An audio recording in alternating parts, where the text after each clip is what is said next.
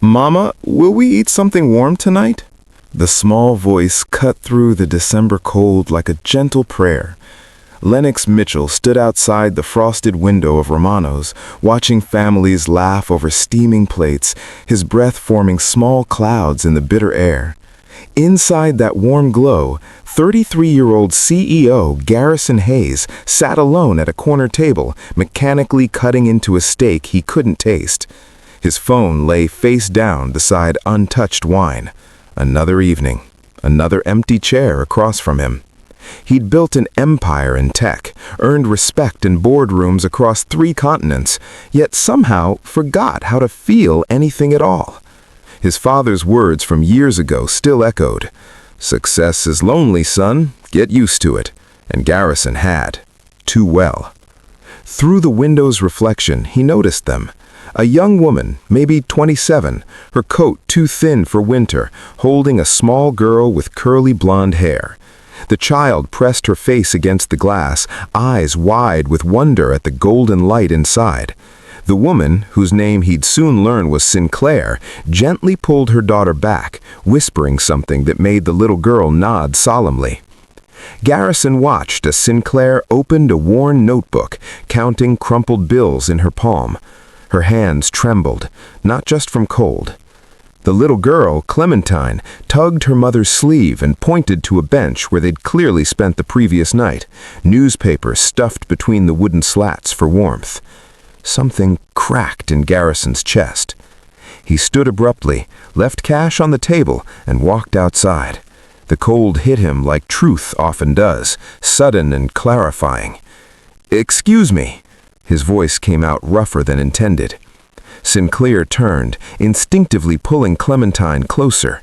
Her eyes held that particular wariness of someone who'd learned to expect disappointment. I have a table inside. Too much food ordered. Would you join me, please?" Sinclair's eyes searched his face for mockery, for ulterior motives. She found only exhaustion that mirrored her own. "We don't need charity," she said quietly, but her voice wavered. "It's not charity," Garrison replied, surprised by his own honesty. "It's just company. I could use some." Clementine looked up at her mother with those heartbreaking 4-year-old eyes that still believed in goodness. Sinclair's resistance melted like snow on warm pavement. Inside, as plates of pasta, bread, and soup arrived, Garrison watched Sinclair cut Clementine's food into small pieces with practiced care. The little girl ate slowly, savoring each bite as though trying to memorize the taste.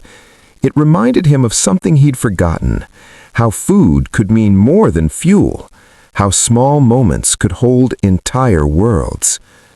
"How long?" Garrison asked carefully. 3 months, Sinclair answered, not looking up.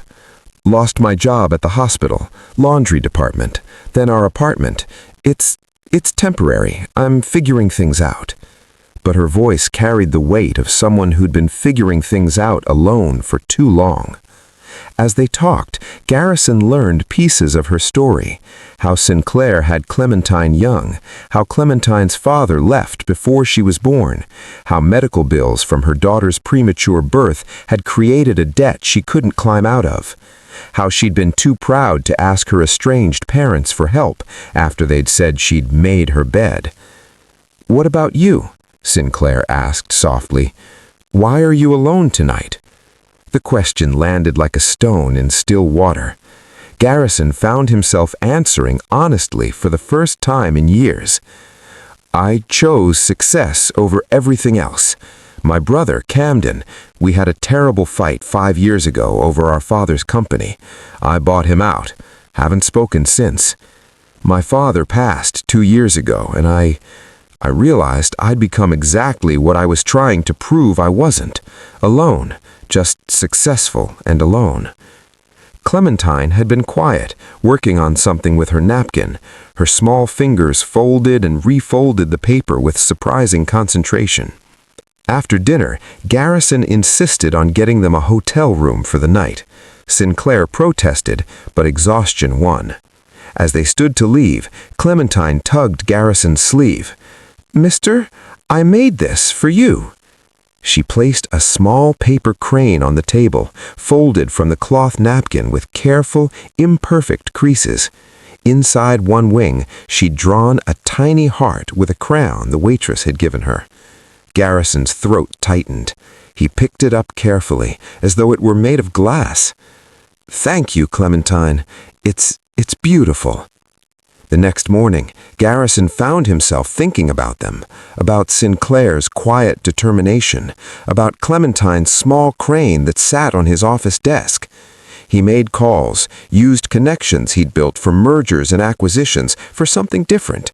By afternoon, he'd secured Sinclair an interview at the hospital's administrative office, a role with better pay and a path forward. He arranged temporary housing through a program he'd never known his own company sponsored. But something else nagged at him. Camden, his brother. That evening, Garrison did something he hadn't done in 5 years. He drove to Camden's house across town. His heart hammered as he knocked. When Camden opened the door, shock registered across his face. "Garrison?" "I was wrong," Garrison said simply. "About everything. About the company, about pride, about what matters. I'm sorry, Camden. I'm so sorry." What Garrison didn't know, what Camden told him through tears, was that Camden had been trying to reach out for months, had sent letters to Garrison's office that a vengeful assistant whom Garrison had fired last year had intercepted and destroyed, that Camden's wife had encouraged him to keep trying, that family was always worth fighting for. 2 weeks later, on a cold December evening, Garrison hosted a small dinner, not in a restaurant, but in his home, which suddenly didn't feel quite so empty. Sinclair was there with Clementine, fresh from her first week at her new job. Camden came with his wife and their son. The table was full. The laughter was real.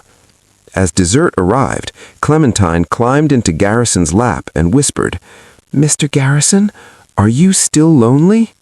He looked around the table. At Sinclair, her smile had returned. At Camden, his brother, his family. At this child that taught him what a millionaire's bank account couldn't buy.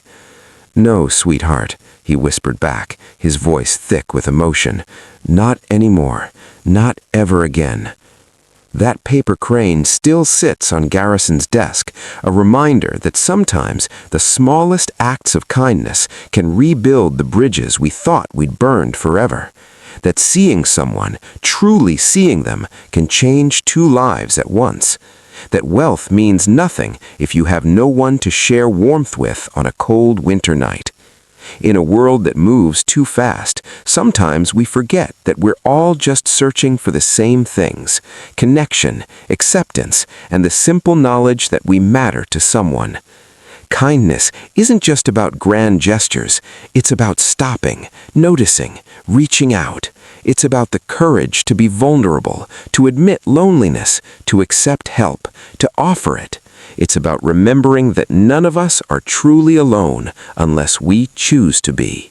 If this story touched your heart, please like, share, subscribe, and comment. Let's spread more stories of kindness and hope together.